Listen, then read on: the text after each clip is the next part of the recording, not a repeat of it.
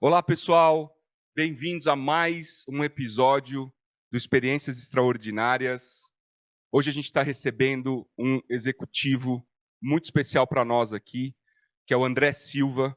Ele vai contar um pouco da história dele, vai contar um pouco da indústria que ele trabalha, várias curiosidades na carreira do André. Uma das que me chamou muita atenção é que ele está na empresa há mais de 20 anos, né, galgou toda a sua trajetória dentro da mesma empresa, passando por diversas áreas, uma história muito bacana e muito inspiradora.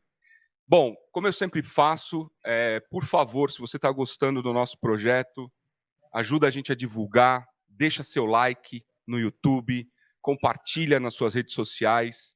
O objetivo desse projeto é levar inspiração, insights, conhecimento, contando a trajetória desses executivos tão bacanas que passam aqui pelo Experiências Extraordinárias. Eu também queria lembrar que a gente agora tem o nosso site, xpxt.com.br. Lá você também consegue assistir todos os episódios. Estão todos os episódios lá direitinho. Você pode tanto assistir quanto escutar. Então, mais uma fonte aí para você conseguir ter acesso ao nosso conteúdo. Bom, sem maiores delongas, eu quero apresentar aqui o nosso convidado, o André. O André é engenheiro de infraestrutura aeronáutica, formado pelo Instituto Tecnológico de Aeronáutica, o ITA, em 1998. Ele é mestre em infraestrutura de transportes, também pelo ITA, onde ele se formou em 2003. Ele tem MBA em gestão de negócios pela FGV, onde ele se formou em 2012. Ele é presidente da Associação Brasileira de Geossintéticos. Ele vai explicar um pouco para a gente o que é isso. IGS Brasil. Ele foi de 2015 a 2019. Atualmente ele é diretor executivo da Husker Limitada, aqui no Brasil, empresa que atua desde 1999, ou seja, 22 anos na mesma, 23 anos na mesma empresa. Diretor de comunicação da Associação Brasileira de Mecânica dos Solos e Engenharia Geotécnica, ABMS, desde janeiro de 2021. Esse papo vai ser especialmente interessante porque é uma área, é um assunto que eu, pelo menos, não conheço absolutamente nada, André. Então, muito obrigado por você estar aqui hoje com a gente. É uma honra ter você aqui. Obrigado por ceder seu tempo para o nosso projeto. André, quem é você? O que você faz? Como é que você chegou nessa área? O que é essa área? Enfim, eu tenho um monte de pergunta aqui para você, mas eu queria começar pedindo para você também se apresentar aqui para a gente. Obrigado por estar aqui conosco. Imagina, eu que agradeço o convite, Rodrigo. Legal, bom dia.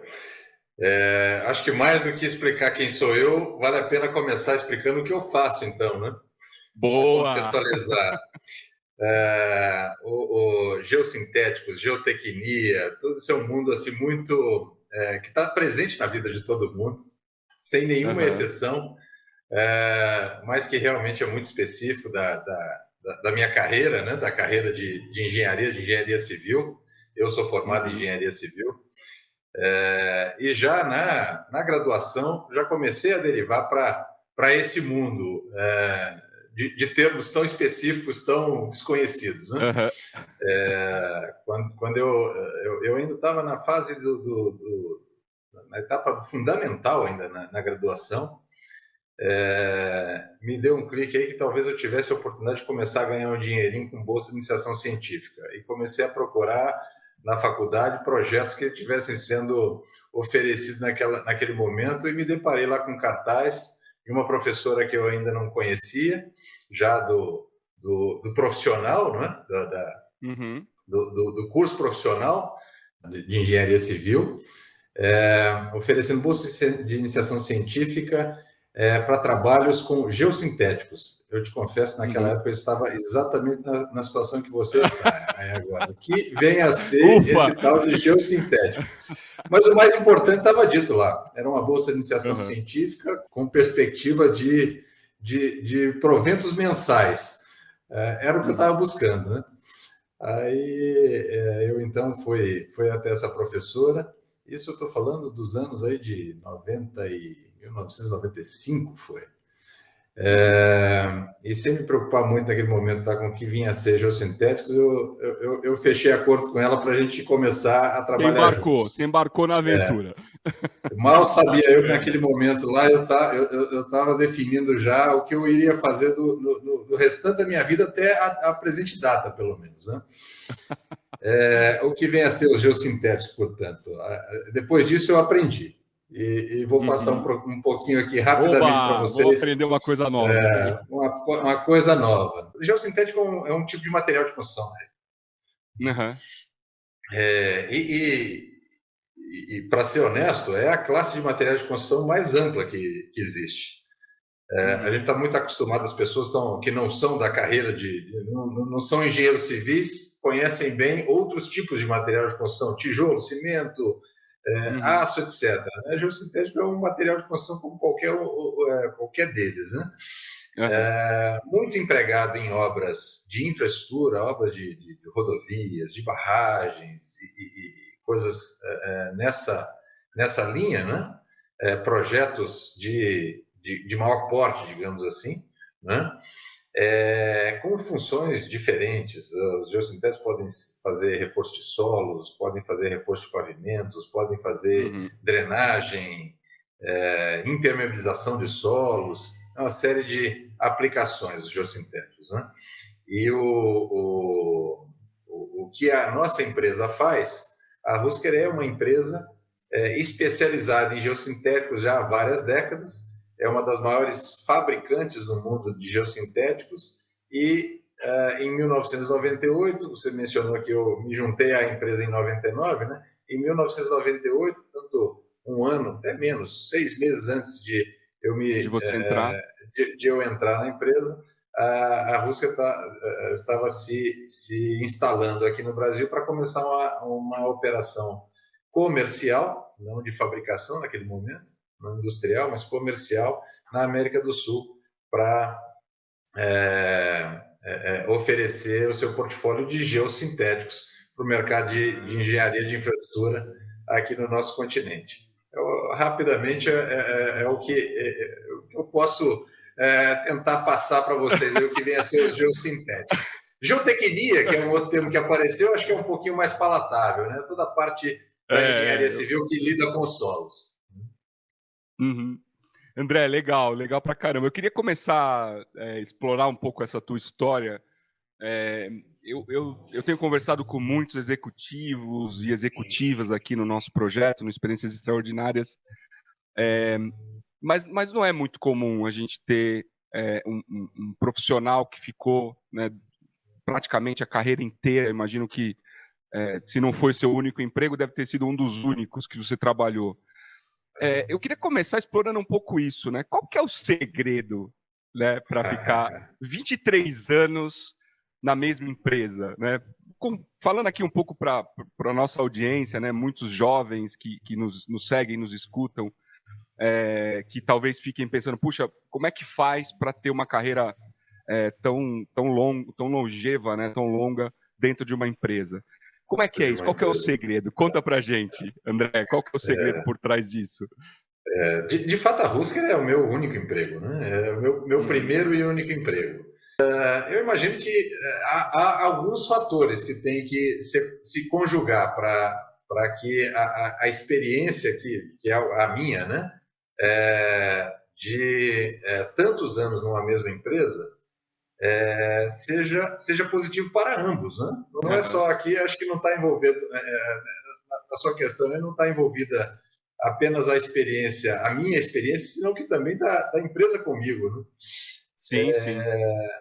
Bom, definitivamente tem que ser uma relação saudável, como um casamento mesmo, né?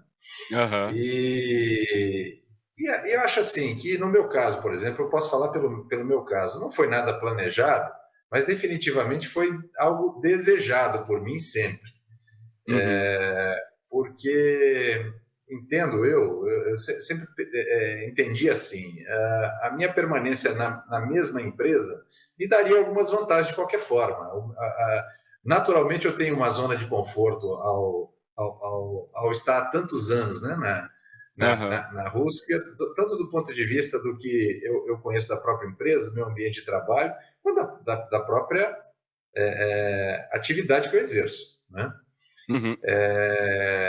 Mas quando eu falo em atividade, talvez esse seja um dos aspectos aí que garantam a satisfação de um colaborador atuando tantos anos na mesma Na empresa mesma e, empresa. portanto, Uhum. a atividade não pode ser enfadonha. E para não ser Uhum. enfadonha, talvez ela tenha que sofrer algumas mudanças com o tempo, e esse foi o meu caso, né? Eu procurei, na Rússia, exercer atividades, funções diferentes e naturalmente, atividades diferentes, Ao e isso longo foi desses anos. ao longo desses anos, dessas Uhum. mais de 2 décadas em que eu estou trabalhando lá, né? Ô, E acho que André, talvez você esse foi... seja um dos pontos para a gente explorar mesmo. Legal. Você foi o terceiro funcionário da empresa, né? Eu fui o terceiro funcionário. Imagino que a empresa chegando no Brasil, você comentou, né, que ela chegou 6 meses, uns meses antes de você entrar, não havia uma certeza de que ela daria certo, né, Sem no dúvida, Brasil, né, porque sem tinha dúvida. acabado de chegar, apesar de ser uma multinacional e tal, É, eu acho que tinha essa incerteza, né? sem Como é dúvida. que você lidou com isso na época? Como é que você decidiu ir para essa empresa? Lá em 1999, jovem, saindo da Exato, faculdade. exato. Como é que foi isso? Exato. E casualmente eu tomei essa decisão até antes mesmo de eu me formar, dias antes, semanas antes da formatura em dezembro de 98, portanto, eu recebi o convite do então diretor executivo da empresa, que foi o fundador da subsidiária da Rusca no Brasil. Caramba. E naquele momento, na verdade, eu estava naturalmente avaliando algumas possibilidades de empregos, de empresa. Eu estava procurando emprego, né? Como qualquer estudante em vias de se formar. E a única opção que eu tinha entre as alternativas que ao meu alcance, a única opção que eu tinha de uma empresa pequena, uma empresa que tinha acabado de se instalar, uma empresa ainda, como você bem falou, né, com uma série de incertezas sobre sobre a prosperidade, né, da própria empresa. A única era justamente essa oferta da Rússia, porque, por outro lado, era a mais concreta naquele momento, né? Eu fui um tanto pragmático até para a idade que eu tinha na época. Eu tinha meus 20 e poucos anos, né? Muito pouca maturidade ainda, nenhuma maturidade profissional. Mas eu fui relativamente pragmático. Eu entendi que eu tinha muito pouco a perder se eu Uhum, fosse apostar na Rússia e fosse uma aposta que não tivesse sucesso, né? uhum, E aí então eu resolvi apostar. Para mim foi positivo, porque no fim eu tive chance de aprender muito, porque se aprende uhum, muito numa empresa com uma estrutura pequena, como era o caso, aliás, era minúscula, né? Porque uhum, se eu fui o terceiro funcionário, quando eu entrei, de fato, era uma empresa de 3 pessoas, né?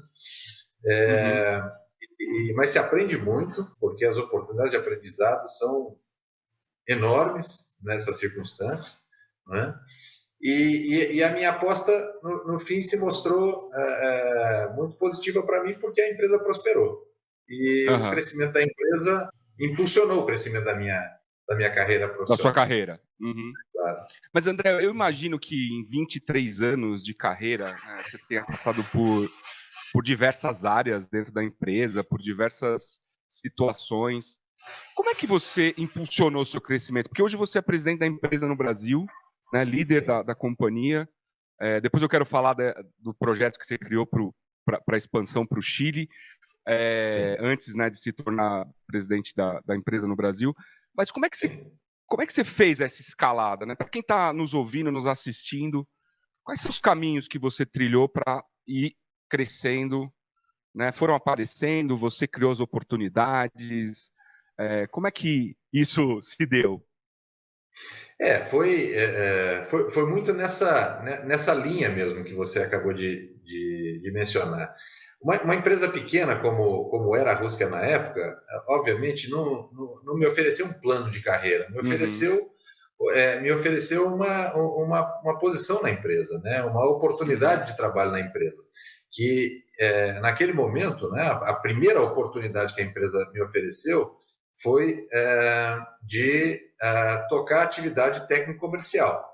Como eu apresentei lá no começo, a Rusker iniciou aqui na América do Sul, já na América do Sul, tendo sede no Brasil, mas responsabilidade sobre toda a América do Sul, como uma empresa comercial, né?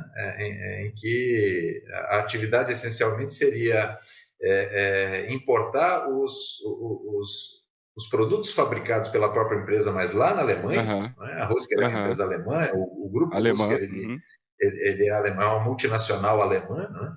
Com presença no mundo todo, mas que na época, aqui para o Brasil, para a América do Sul, era essencialmente um escritório comercial. E eu estaria, naquele momento, começando o que viria a ser futuramente o departamento técnico-comercial da empresa. Mas eu era engenheiro júnior ainda, né? Eu entrei como um engenheiro recém-formado. Essa foi a minha primeira atividade, né?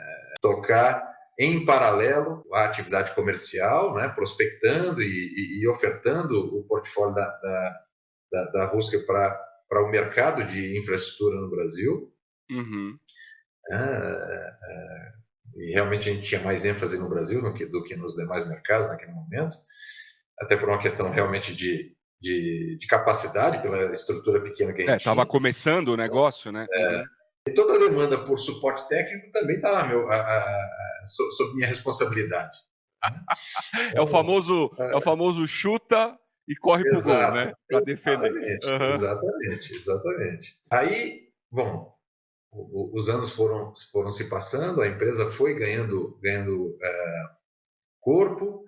O fato de ser uma empresa alemã favorecia muito a nossa operação aqui, porque o alemão aparentemente tem um senso assim de investimento com objetivo mais a longo prazo mesmo, né?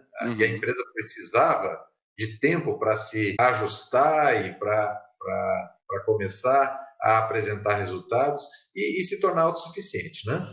E esse tempo a gente teve. Os anos foram se passando e aí eu fui entendendo que realmente eu tinha, por um lado, a vontade de permanecer na empresa, mas ao mesmo tempo para isso, como resgatando o que eu falei, a questão de 5 minutos atrás, eu precisaria ter uma certa rotatividade de funções e atividades. Exatamente. Para que realmente fosse interessante para mim e, ao mesmo tempo, fosse a minha contribuição à empresa fosse valiosa também, né? E eu fiz assim, eu passei a ter uma certa atitude proativa mesmo em buscar, para a própria empresa e me colocando à disposição, então, da empresa, novas atividades que eu pudesse exercer. Eu, de certa forma, fui sugerindo a abertura de novos departamentos na empresa. Isso foi, de certa maneira, uma constante aí na minha trajetória na Rusker, nessas 2 décadas e pouco. Eu posso relacionar aqui pelo menos uns 3 ou 4 marcos diferentes em que eu tive essa proatividade de você mesmo criar, visualizar e criar, né? Criar oportunidade. Oportunidades para mim, contextualizando com as necessidades, talvez, da empresa em determinados momentos. E funcionou super bem para mim, funcionou para a empresa. E esse é um pouco o meu plano de carreira na Rusker. Eu mesmo fui desenhando o meu plano de carreira e a empresa foi respondendo super bem.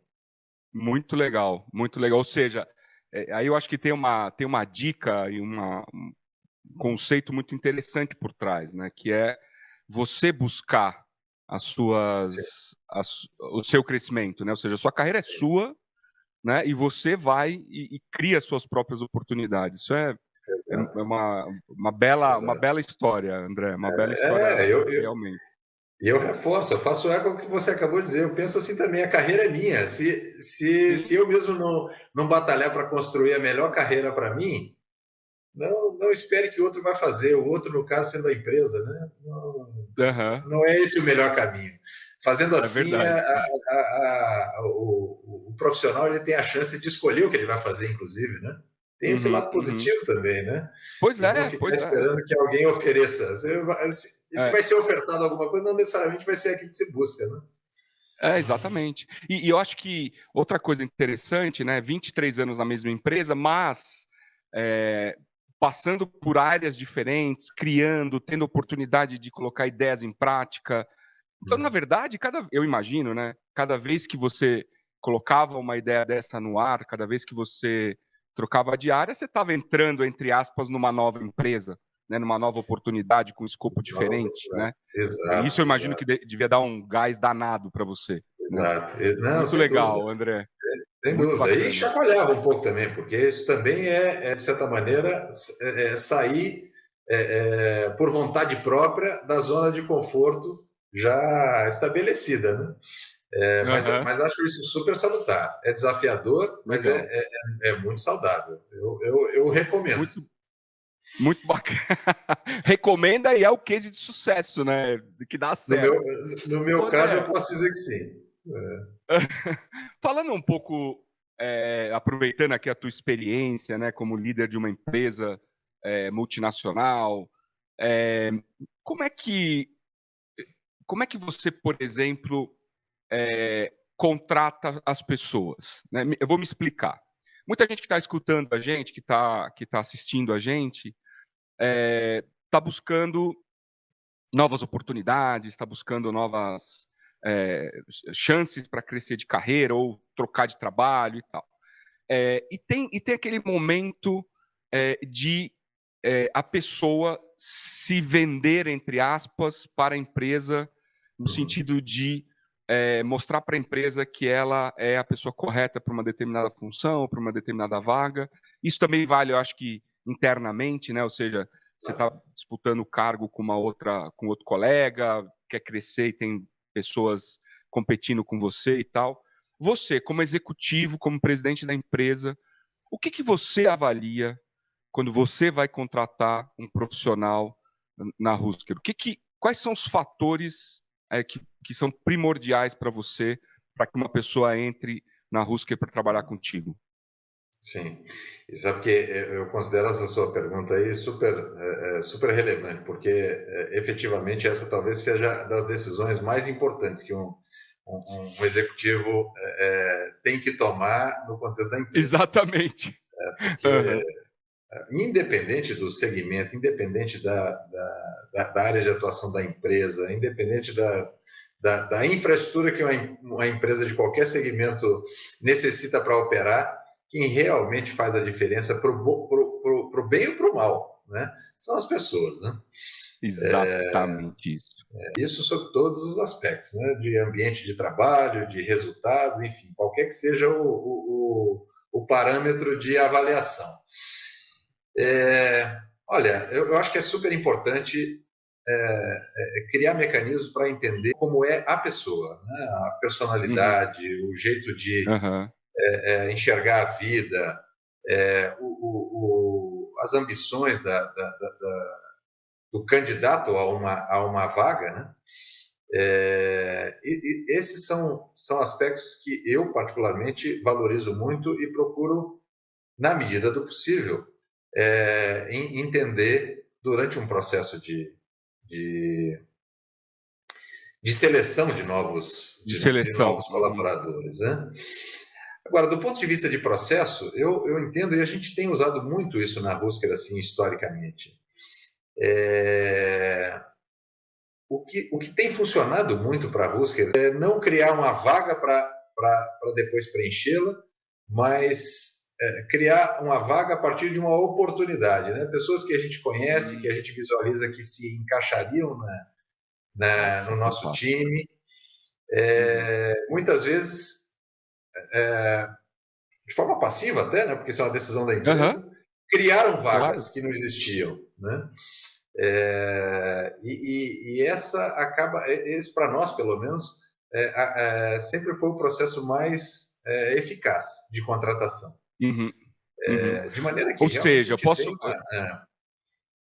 Sim. Desculpa.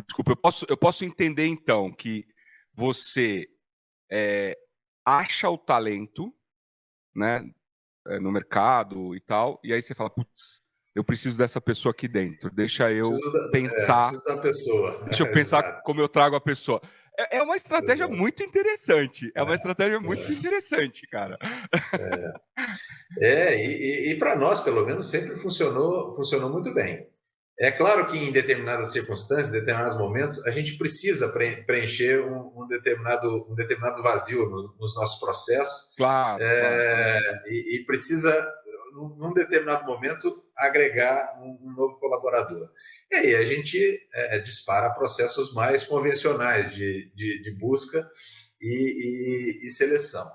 E aí é nesse momento que eu, particularmente, me concentro muito em tentar entender a personalidade das pessoas, tentar entender a relação que tem com a vida, até o lado pessoal, né? O lado pessoal é muito importante. E afeta muito o dia a dia da empresa, afeta muito a rotina de trabalho, né? São questões importantes que precisam ser levadas em consideração e eu levo muito em consideração. É claro que a partir de pré-requisitos, né? Em termos de formação, experiência, que eventualmente requisitos técnicos, o cargo e a função possam requerer. Mas com igual peso, para dizer o mínimo, igual peso o lado humano, o lado pessoal. Cara, você tocou num ponto mega importante que é conhecer as pessoas do lado pessoal. Eu percebo muito, né? E ao longo da minha carreira passei por diversos processos seletivos, uma centena de entrevistas, e foram pouquíssimas vezes que alguém me perguntou alguma coisa sobre a minha vida particular, o que eu gostava de fazer, como era a minha vida, se eu era casado, se eu tinha filho. Foram pouquíssimas vezes. Quando eu estou contratando, são 3 perguntas, né? Estou dando aqui até um spoiler aí pro pessoal que vai assistir, eventualmente vem aqui para algum processo seletivo na Gênesis. A primeira coisa é quais são as características desse profissional que ele considera, as habilidades que ele considera top, assim, que só ele tem. A segunda é o quanto ele conhece da nossa empresa, né? O quanto ele fez o dever de casa de buscar informação. E a terceira pergunta é quais 3 coisas ele faria se ele tivesse a oportunidade de entrar na vaga, né? Então essas são as coisas que normalmente eu pergunto, né, para poder tentar começar a avaliar. E eu sempre tento dar uma ênfase no lado pessoal também, né, para entender para onde essa pessoa, o que essa pessoa gosta, se ela é uma pessoa mais família, menos família, que tipo de esporte e assim por diante, né? Eu acho que é um ponto importante. Mas, André, já caminhando aqui para o finalmente do nosso papo, como é que você equilibra a sua vida pessoal e profissional? Quais são os segredos aí para você conseguir fazer isso? Em primeiro lugar, assim, de forma muito resumida, garantido que eu tenho uma vida pessoal. Esse é um ponto super importante. E via de regra, a gente demora um pouco a entender, né, que ter uma vida pessoal é importante para a carreira profissional, né? Todo profissional, com um mínimo de ambição do ponto de vista de carreira, começa entendendo que não tem tempo para mais nada, né? Não tem tempo para... deixa, no início da carreira profissional, deixa todas as atividades que costumava fazer para se dedicar exclusivamente ao trabalho. Não há problema em se fazer dessa forma, né? Mas não pode ser assim para sempre, pelo menos, né? Aham. E aí, com a maturidade, a gente vai entendendo que esse tempo que falta, na realidade, é mera questão de se organizar melhor, de fazer o trabalho mais produtivo, né? E fazer da hora de trabalho o tempo dedicado àquilo. E não extrapolar o tempo dedicado ao trabalho. Né? Uhum. E sair da empresa, sair do expediente já tentando se desligar e se ligar em coisas relacionadas realmente à vida pessoal, família, atividades, hobbies, Uhum. e eventualmente, num determinado momento da carreira, começar a resgatar as atividades que fazia quando era jovem, antes de Quando era começar jovem, é. exatamente, a empreitar. O que eu faço?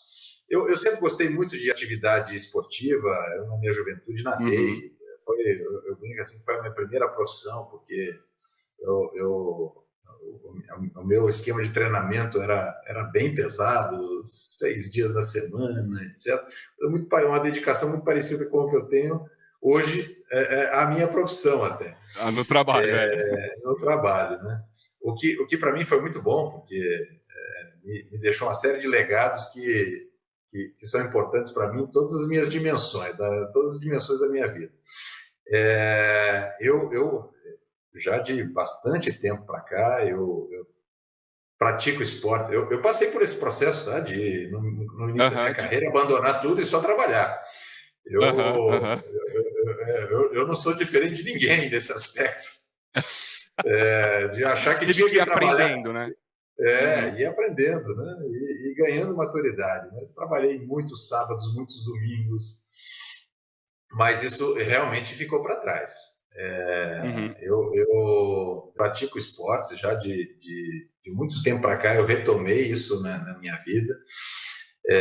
Jogo tênis. Eu tô na moda do beach tênis aí agora. Tô Do jogando beach beach tênis. tênis. Legal. É, eu, Virou uma eu febre, né? Febre Virou uma nacional. febre e eu tô nessa. Aham, aham. Eu corro, preciso, aliás, mais do que uma questão assim de ser interessante, chega a uma determinada idade que é importante ter alguma atividade física, fazer atividade de fortalecimento muscular, né? Não é É uma questão verdade. só de equilíbrio, de Uhum. equilíbrio espiritual, não. O corpo necessita, né? O corpo vai precisando, é fato. Uhum. É uma questão até Ô, de André, saúde, né?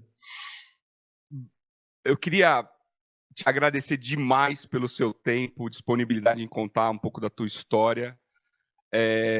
Eu queria, para encerrar, eu tenho uma última pergunta, que é qual dica ou quais dicas você daria para as pessoas que estão nos assistindo, nos ouvindo, para crescer na carreira, né?